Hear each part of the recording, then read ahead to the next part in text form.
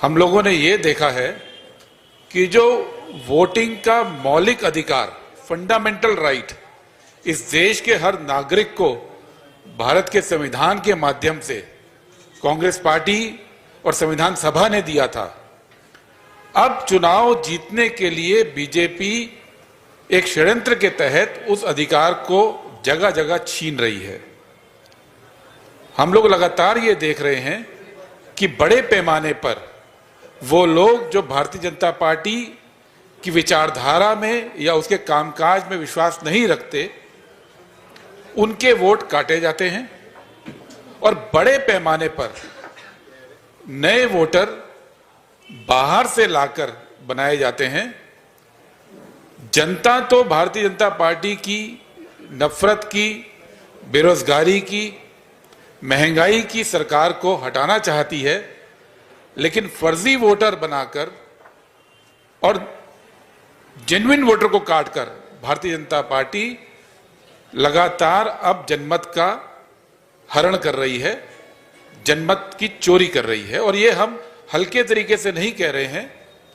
महाराष्ट्र के अंदर जब हमारा गठबंधन की हार हुई तो इस देश में सबको हैरानी हुई, हमको भी हैरानी हुई, क्योंकि लोकसभा चुनाव के अंदर जो कांग्रेस लेड गठबंधन था उसको लगभग 156 विधानसभा सीटों पर बढ़त मिली थी। 288 में से 156 सीट पर क्लियर बढ़त थी।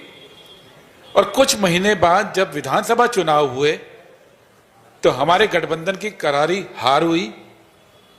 न जनता को समझ में आया, न पत्रकारों को समझ में आया, न हम लोगों को समझ में आया। उसके बाद जब हमने इसकी जांच की तो हमें मालूम पड़ा कि प्रदेश के अंदर, महाराष्ट्र के अंदर जितने वोट कांग्रेस गठबंधन को लोकसभा में मिले थे, उतने ही वोट विधानसभा में भी मिले।